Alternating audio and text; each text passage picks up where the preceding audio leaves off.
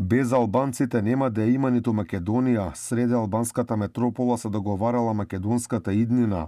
За европската судбина и болната промена на уставот среде Тирана разговарале Еди Рама, Али Ахмети, Арбен Таравари, Африм Гаши и Мендух Тачи, а на одвоена средба и Билал Касами.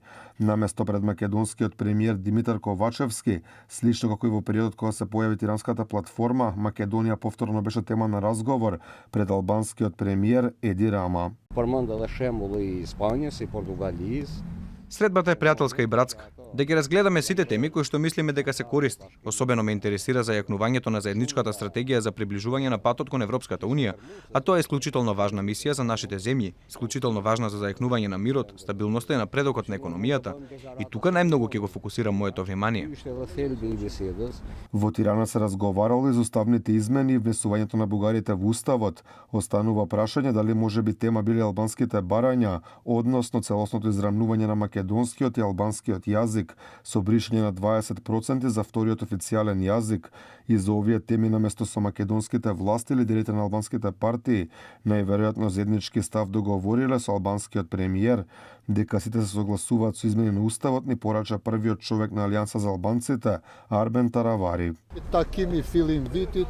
Да, меѓу другото разговаравме за уставните измени. Познато е дека нема ниту еден лидер на албанска политичка партија во Македонија кој не ги поддржува уставните измени со една единствена цел во ноември да почнат реалните преговори со Европската унија.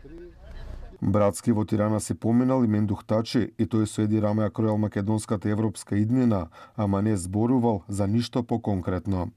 Братска средба. Се посакавме едни на други на сите албанци нова година. Зборувавме за нашата заедничка иднина на патот кон Европската унија, а не за нешто поконкретно. Ви благодарам. Среќно. На одвоена средба во Тирана беше и лидерот на Беса, Билал Касами. За разлика од другите албански лидери, неговата реторика не се однесуваше на европската иднина за Македонија. Првиот човек на Тетово повеќе интерес изгледа покажал за падот на Дуј од власт. Да, оваа Беса, со оваа политичка сила ве победи два пати поред во главниот град на албанците во Македонија, Тетово. Овој пат никој не може да ве спаси од пораз на следните избори, кога и да се одржат. Не е прв пат наместо во Скопје македонската судбина да се крои во Тирана, така беше и пред 6 години.